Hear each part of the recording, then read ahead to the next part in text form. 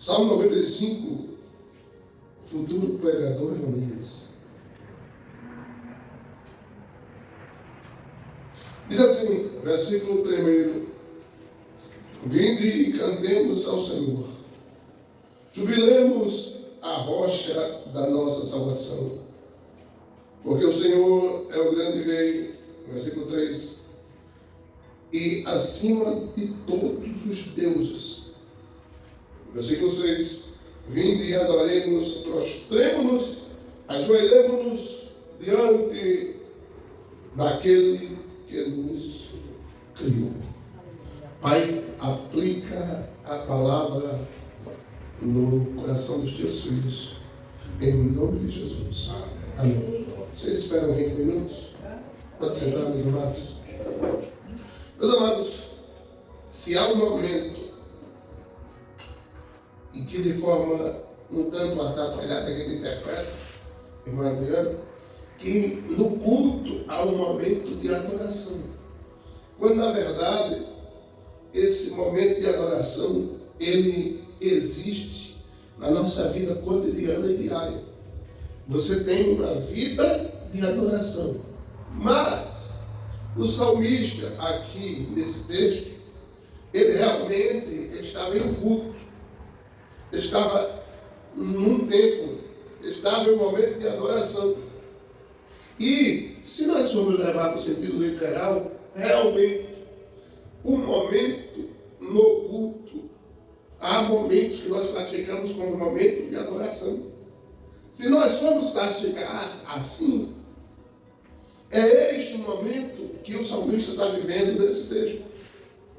Um momento de adoração.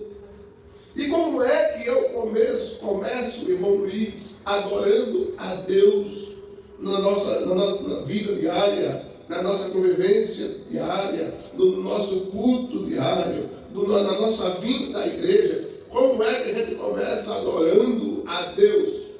Aí eu fiz algumas anotações aqui. A adoração começa com o que diz no versículo 3. O que é que diz no versículo 3? Reconhecendo as nossas fragilidades e a grandeza de Deus. Por isso que o versículo 3 diz assim: porque o Senhor é o Deus grande. O salmista está dizendo: eu sou pequeno, Deus é grande. O rei que está acima de todos os deuses. Então, o salmista está ensinando que o primeiro passo para a adoração é eu reconhecer que eu sou micóbrio, eu sou insignificante, eu sou pequeno, eu não sou ninguém se Deus não estiver comigo. Se eu estiver com Deus e Deus estiver comigo, eu sou um soldado, guerreiro, vencedor, valente e venço todas as batalhas com Deus ao meu lado. Mas quando eu reconheço que eu dependo dele, que eu vivo para ele, que eu adoro para ele, que eu existo para ele, que eu toco para ele, que eu canto para ele, que eu cultuo para ele, que a adoração é dele, eu estou dizendo: grande é ele, a adoração é para ele, tudo é com ele, e sem ele nada do que foi feito se fez. Então eu começo adorando, reconhecendo a minha pequenez, insignificância e fragilidade total.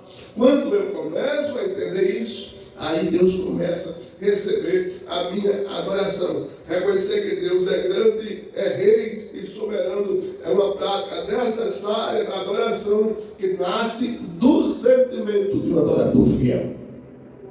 Quando nós adoramos a Deus em corpo, alma e espírito, o homem se reduz a nada. E o Deus que nós servimos é quem merece ser para todos sempre adorado, cultuado, engrandecido, enaltecido, aplaudido, como ele sempre é, sempre será e sempre está sendo, da presença de todos os anjos. Por isso que é um louvor antigo que o crente gosta de cantar: na presença dos deuses a ti cantarei louvores.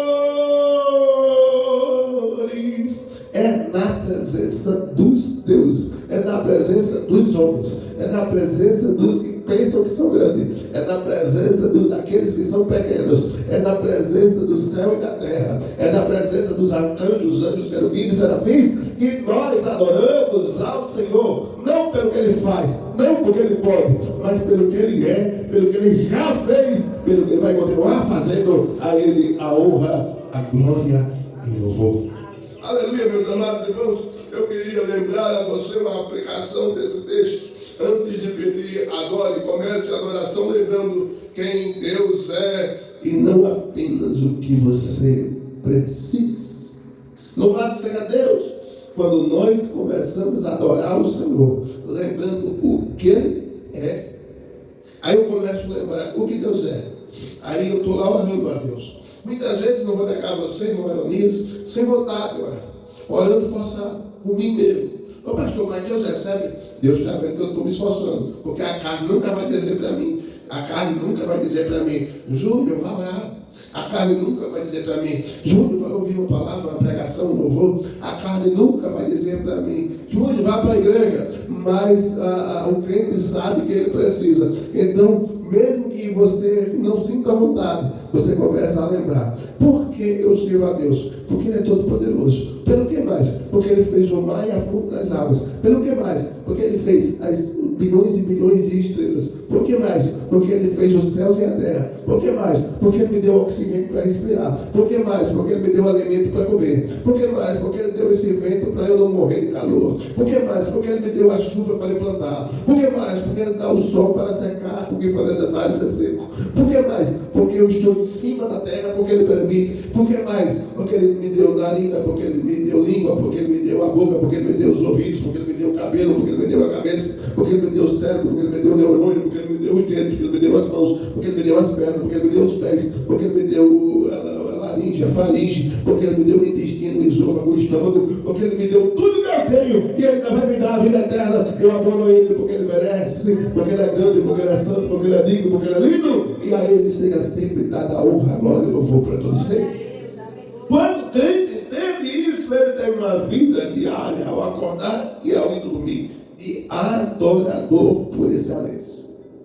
Por mais que você perca o ano, e a minha esposa falou aqui umas verdades, nos últimos 3 meses nós temos sofrido são as flechadas de tristezas, de angústias, que muitas vezes eu me desconheço. Mas quando eu lembro quem nos chamou, quem nos colocou aqui e quem nos está conduzindo, eu digo, Satanás, o seu lugar melhor é debaixo dos nossos pés, porque nas nossas mãos, na nossa boca, na nossa língua, na nossa cabeça, na nossa vida, tem fogo de Deus, e o fogo que destrói, e o fogo que constrói, e o fogo que aumenta a nossa fé, e o fogo que nos deixa mais aquecido com a presença do Espírito Santo. Quando o crente da glória a Jesus, dizia um pastor, é uma flechada na cara de Satanás. Quando o crente adora Jesus, é uma pancada no crânio do diabo. Quando o crente exalta a Deus, Satanás pede espaço, com vontade ou sem vontade, com coragem ou sem coragem, querendo ou não. Abre a sua boca em todos os momentos da sua vida e diga, bendito seja o Deus da minha vida, o Deus da minha casa, o Deus da minha família, o Deus que está em mim, por mim e comigo.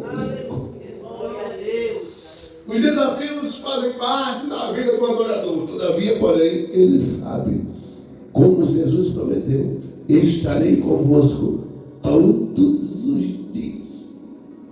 E o texto ali, ele não quer dizer, eu vou estar com você todos os dias, como a gente entende. Não. O texto ali quer dizer o seguinte, eu vou estar com você dormindo ou acordado, deitado ou em pé, sentado ou andando ou parado ou caminhando. Eu vou estar com você todas as horas, todos os dias, todos os momentos. É por isso que eu e você continuamos firmes, apesar das batalhas, porque o Senhor não nos deixa só nem um minuto sequer. Eu digo sempre que se eu deixar Jesus, o diabo me destrói, mas como eu não deixo Jesus, Ele está comigo toda hora. Às vezes eu tropeço, caio, mas Jeová me levanta.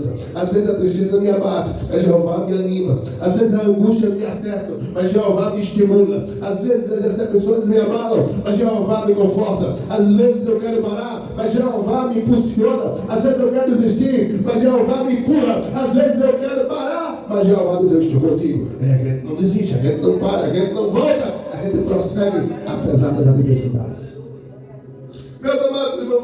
você não vai de jeito que posso. O verdadeiro adorador não é movido pela emoção de adorar, mas pela grandeza de quem é adorado.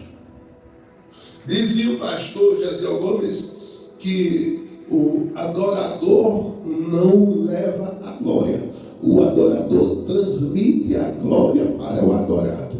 E esse texto, ele fala exatamente isso. A adoração não é movida por emoção. A adoração, ela é... O adorador... A adoração não é movida pela emoção do adorador, mas pela grandeza do Deus que é adorado. Meu Deus, é verdade, isto é mais pura verdade.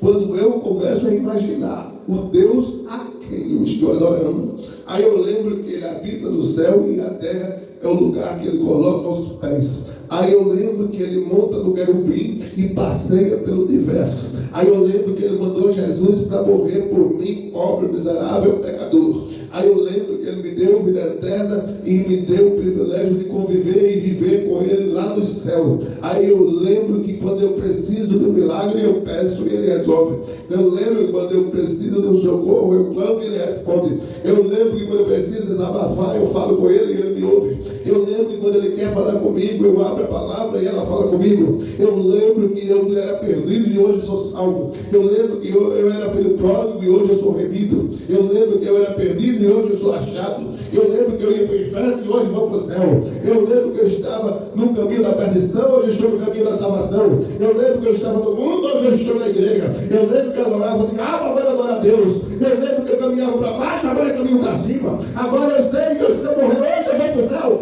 E agora eu sei que se essa palavra eu continuar cumprindo, lutando, sangrando, caminhando sem parar, no céu eu vou receber o galardão que Paulo disse que não precisa do Timóteo, capítulo 4, está preparado não só para mim, mas para todos aqueles que creem no Evangelho. Isso é maravilhoso, isso é crucial, isso é incrível, isso é tremendo.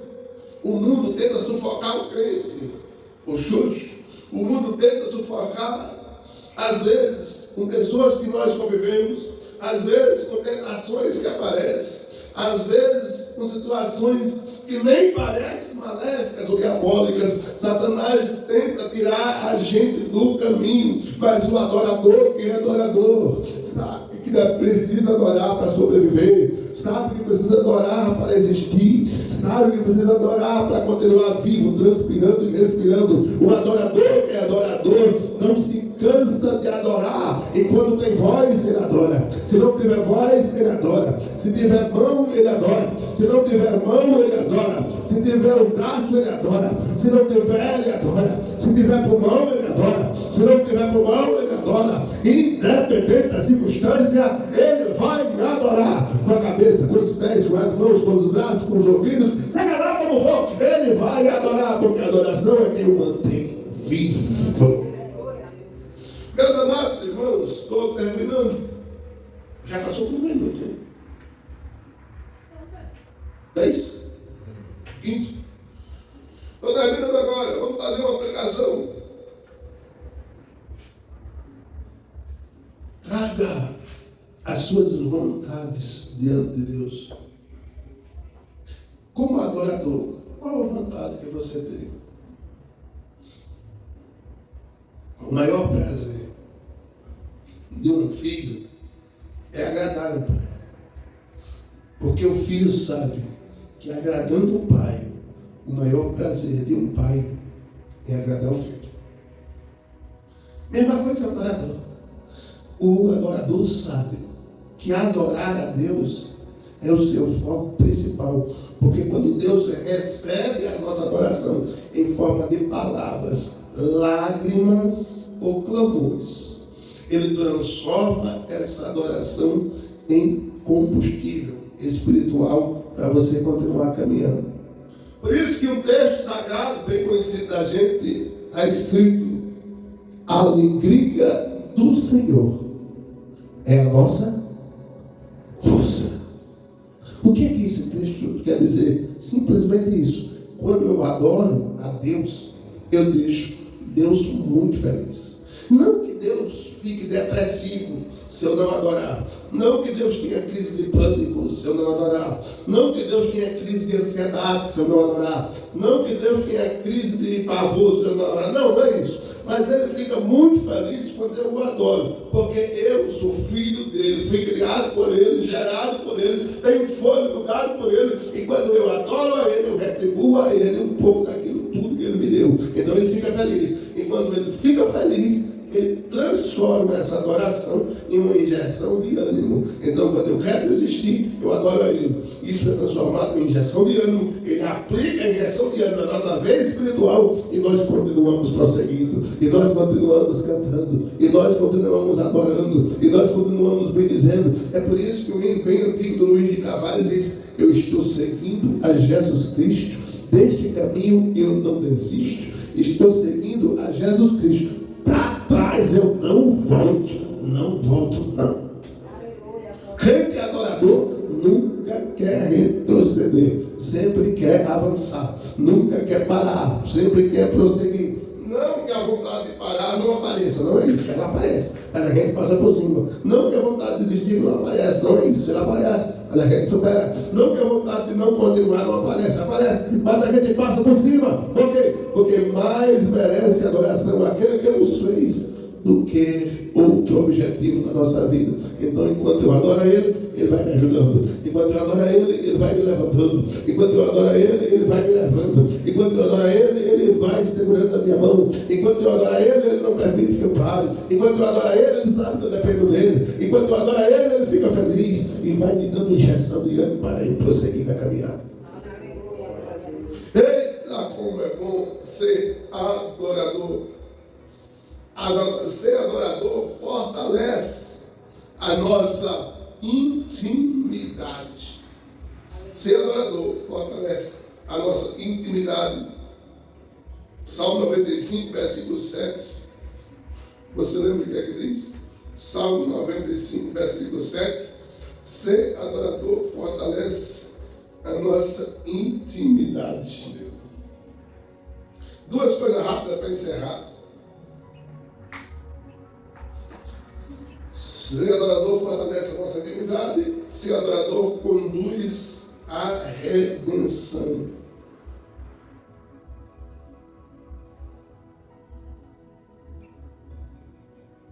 Porque Ele é o nosso Deus. Nós somos o povo do seu pastoreio e ovelhas conduzidas por sua mão.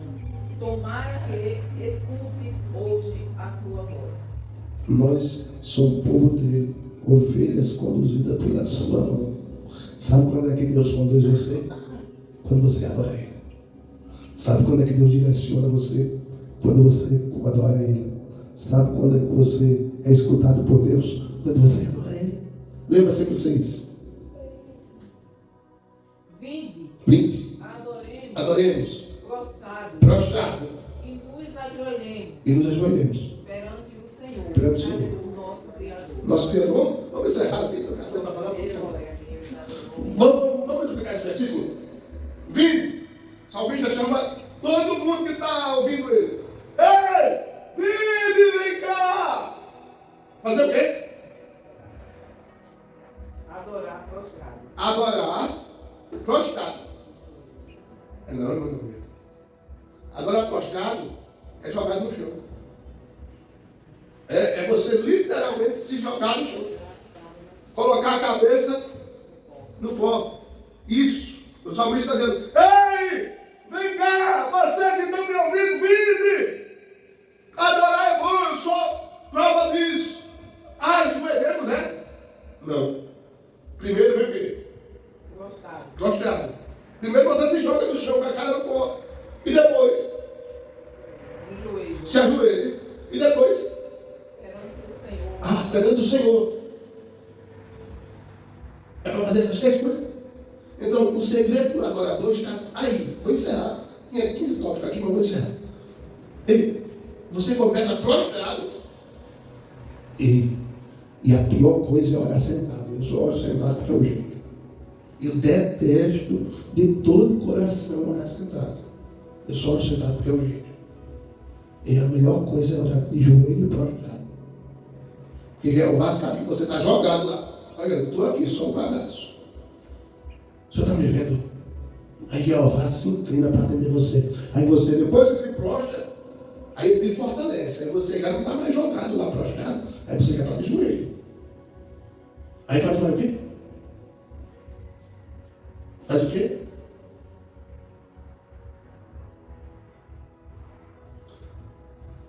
Ajoelhos perante o Senhor nosso. Depois que você fica prostrado, você fica de joelho diante do Senhor nosso Deus. Aí te põe de pé e com a mão dele, como diz o versículo 7, ele te guia.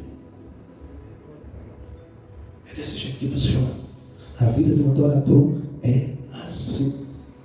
Um dia nós vamos ter tempo suficiente para detalhar um salmo desse. Assim, bem explicadinho. Mas eu espero que você tenha entendido como é que é a vida de um adorador. Buscamos ser adoradores por excelência. Por isso que o Azevedo diz: quero dar o melhor de mim, quero oferecer sacrifício de louvor, um adorador por excelência. Eu quero ser. Amém? Vamos orar? Pai nosso que está no céu, santificado seja o teu nome. Venha a nós o teu reino. Seja feita a tua vontade, assim na terra como no céu. O pão nosso de cada dia, dá-nos hoje. Perdoe nossas ofensas, assim como nós perdoamos aqueles que nos ofendem. Não nos deixe cair em tentação, mas livra-nos do mal, porque teu é o reino, o poder e a glória para todos sempre. Amém. Pai, em nome de Jesus, livra-nos da tentação. Ajuda-nos a ser adoradores. Ajuda-nos a prostrar-nos diante de Ti, ficar de joelho para o Senhor colocar de pé. Que nós possamos viver como adoradores, em práticas, ações, pensamentos, palavras, gestos, caminhos. Pai, te louvo pela irmã Adriana, pelo irmão Heronias, pela irmã Maria, pelo irmão Luiz. Pai, livra-nos da aparência do mal. Te louvo pela minha esposa. Te louvo pelo irmão Adão, onde pode estar hoje. Pai, abençoe essa igreja aqui em Rosa Luxemburgo. Abençoe o culto amanhã, Senhor. Desperta essa comunidade para te buscar, como o Senhor sempre deseja. Transforma-nos num adorador por excelência, para vivermos te adorando enquanto estivermos sobre essa terra. Dá-nos saúde, paz e felicidade. Em nome de Jesus. Amém.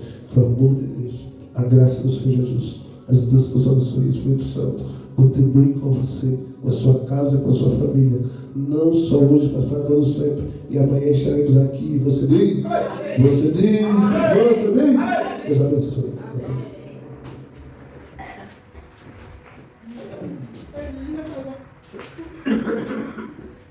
Amanhã eu vou trazer uma coisa para a senhora com certeza, meu marido. A paz para todos. A paz, Elias. A paz, Mariana. A paz, Botânia. Ai, Jesus. Eu quem? Pastor? Serviço dele, a mãe vai fazer o quê? Não tá, vá-se embora pra casa. Tem caneta no carro, eu acho, pra gente. Deixa aí pra senhora.